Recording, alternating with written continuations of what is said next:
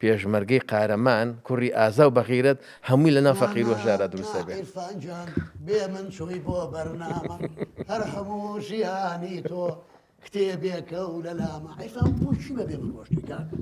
کاکە عومەرجان هات مەژوورەوە لەو ژیان باش ئەمە عومەر شکۆلیان جەڵدەیە لە پڕێکایەت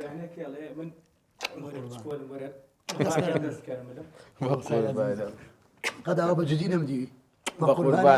بە قوربان کاکە عومەر یاخوا بەخێر کاکەوە تەلەفۆنمان بۆ کرد والله ئەڵی جەڵدەیە لە پڕەکە پیا وڵی بەس بڕوا ناکەم لە قسە بە کا عومەر بوێری نانا کاکە عومەرەوە قوتابخانەیە هەرتان دوو مامۆسای گەورە پێشەم شتێ زۆر خۆشحاڵم لەگەڵ